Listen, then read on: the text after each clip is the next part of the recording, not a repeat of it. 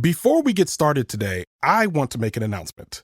Leaving the Theater is starting a movie club. Starting this Wednesday and on the first Wednesday of every month, me and an esteemed panel of guests will gather on Twitter Spaces.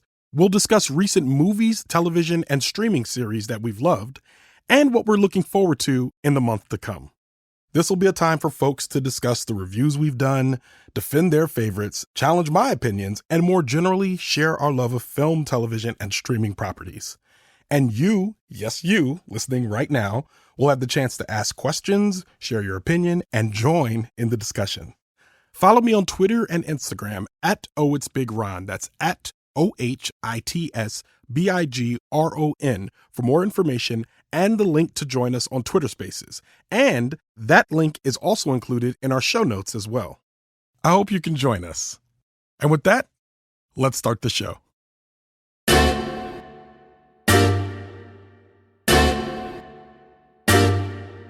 We head back to the mysterious Upside Down in Stranger Things Season 4. But this time, the gang is spread thin, dealing with a new monster in Hawkins, Indiana, teen bullying in Lenora, California, and a prison break in a Russian gulag.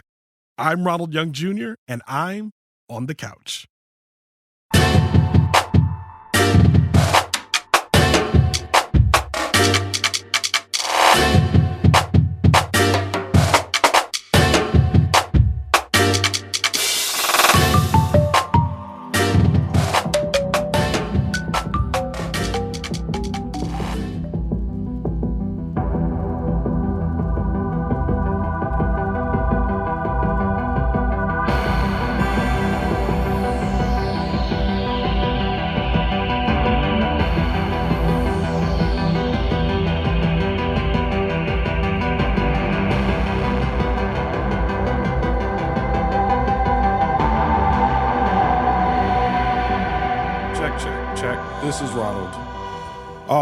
This is Ronald, and I am on the couch after watching Stranger Things Season 4, created by the Duffer brothers, starring Winona Ryder, David Harbour, Finn Wolfhard, Millie Bobby Brown, Gaten Matarazzo, Caleb McLaughlin, Natalia Dyer, Charlie Heaton, Caro Buono, Matthew Modine, Noah Schnapp, Sadie Sink, Joe Keery, Dacre Montgomery, Sean Astin, Paul Reiser, and many others. Now, Sean Astin isn't in this season, but he is a part of the cast. He's been in past seasons of the show. This was season 4. I'm going to try to do this with as few spoilers as possible, and also try to give as much explainer as possible for people who might be listening who have never actually watched the show. So Stranger Things is about a group of boys that live in a place called Hawkins, Indiana, and which is about 50 miles south of Indianapolis, I believe, in the show. I don't know if it actually exists. It could, but I'm not sure. It's created by the Duffer brothers, and it is set in the 80s, and it is this group of kids who kind of stumble onto another dimension, and they run into a friend who, due to experimentation, has superpowers, and together they all go on an adventure that is quite creepy and terrifying. I remember watching it the first time when I watched season 1, I remember watching the show and thinking, oh, these guys are going to go on an adventure. Oh, no. And then it got really, really creepy really fast. I'm not a person who watches scary movies at all, but I'm able to handle Stranger Things. And I think just from a guy who is a scaredy cat, yeah, maybe watch it with the lights on if you are also a scaredy cat, but I don't think it's impossible to watch a show like this if you're like a little bit scared, because the creep factor is kind of undercut by the fact that, one, these are children going on an adventure, and two, they are actually trying to stop and or fight the monsters that they run into, which I think is, that kind of makes it a little less, just a little less horror and more adventure in that case. But there are some very creepy elements that belong to the show.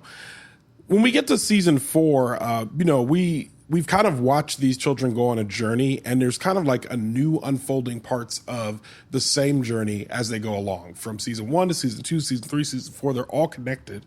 And by the time we get to season 4, we're kind of looking at all of these young people who are now not quite so young anymore. They're still young people, and let's not get it twisted, but they're not like children anymore. These are teenagers, these are young adults, and they've made friends along the way, and now these friends are all a part of the crew, which makes the casting and the kind of the blocking of the show and the grouping, if you will, of the show just a little bit more complex. And I think one thing that they did well in season 4, and I didn't think they were doing well until they kind of landed the plane, but they take a large cast. I mean, at some points you are tracking about 4 or 5 different groups of people doing seemingly unrelated things.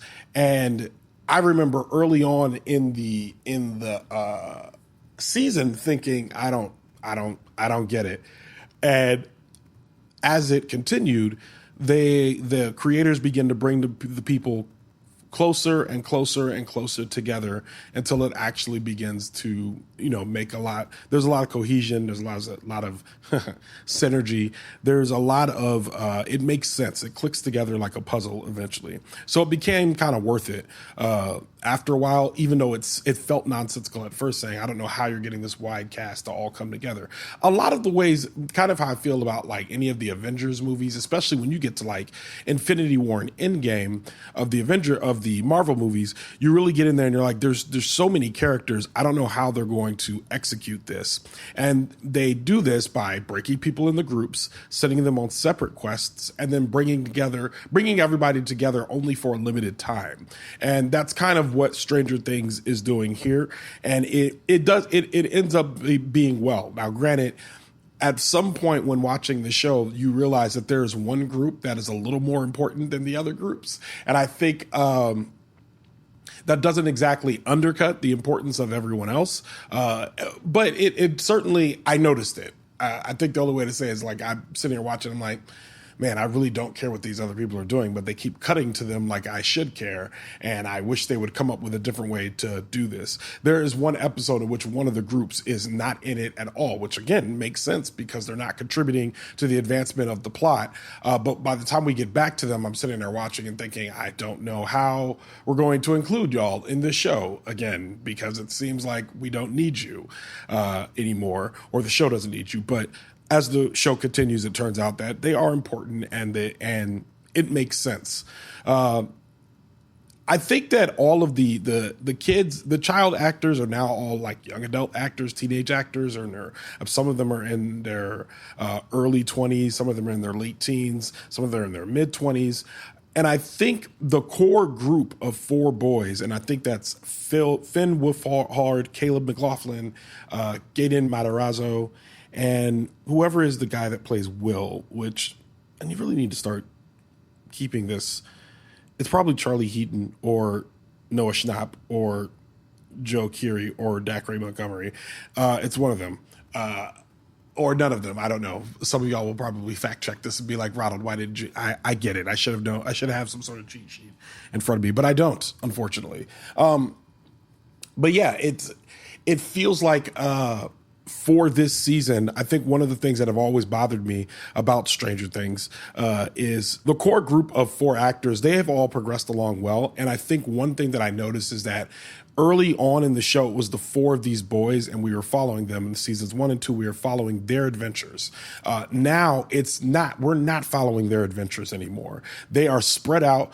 They are separated for most of the show, or they're in groupings of 2, and they're doing stuff with other characters who all have lines and are important as they are. So it's no longer about this core group anymore, which I think is kind of giving the show some longevity, because it's making me care about other characters. It's making me not so focused on these 4 boys and the fate, and it doesn't really put plot armor around them anymore. You really get the sense that anybody could die in this show. Now, contractually, that's probably not true. But watching it, I'm certainly seeing a sense of bringing in new characters and allowing them to advance the plot more in the show. Now, I will say one of the things that always have bothered me about Stranger Things is that early on in the show, or early on in every season, it's kind of like they restart everything, and they kind of make me like they rebuild all this conflict for the season, and it doesn't feel very the danger feels continuous, but the things happening around that are superfluous to the danger, like the relationships between the people and all that. It feels like they're just building them up in a way that, you know, I think is important to them. But when I think about the fact that the last two episodes, the last episode was episode 9, it was an hour and a half, and the episode 10 of this season was 2 hours and I want to say like 20 minutes, something like that, which is long for what is considered to be one episode of television. That would be long for a movie. 2 hours and 20 minutes is a long time. I watched a feature-length film for the last episode. And I think if you're doing this much world building in episodes 1 and 2, where there's bullying and there's these characters and there's people struggling and all this stuff. And there was a lot of stuff that just really was not important to me at all. And it seems like there could have been either some right sizing of the season, saying, all right, this season is just going to be 12 episodes. It's going to be 12 episodes. Or there was some cutting that could have absolutely been done here that there's scenes now that I'm thinking of that happened early on that were like emotionally resonant scenes that I care about. Like there's a character being bullied and trying to fight back and all of that. And that does not feel important to me at all. It's almost like the show then restarts. It says, hey, look at all these human relationships. And then by the time we get to episode 3, the show is kind of restarting saying, all right, no, seriously, forget all that. Let's get to the point. Here's the point of why all of this is happening. And the point is largely disconnected from the rest of the show. So if there's any drawbacks, that's the only one. Other than that, I think this is a great show. I can't wait for season 5. I think Stranger Things does a great job of building tension, giving us action adventure, and making you root for the characters. In the last episode, the 2 hour and 20 minute episode, I found myself on the edge of my seat, really rooting for everyone. I do this thing where sometimes when I see characters are in danger, I'll start praying for them, which is like kind of a reflective accent. A reflexive action that I probably need to stop because these are fictional characters. But I believe in the power of prayer. So they'll be there like, oh, Lord, help him, Lord, don't let him die, Lord. And I'm just, it's probably from my parents as well. I've watched my mom watch television and movies too. It's hard not to have that sort of empathetic connection to characters. So I know that they're doing a good job. I'm very excited to see what they do with season 5. I'm hoping that they just put us right into the fire in season 5 instead of kind of building the world and talking about relationships and their personal lives and all that stuff. Just let's, as Curtis says, as Curtis quoting Steve Harvey says, bring on the water. Let's go. Let's get to the point. So yeah, I think this is a 3.5 star show.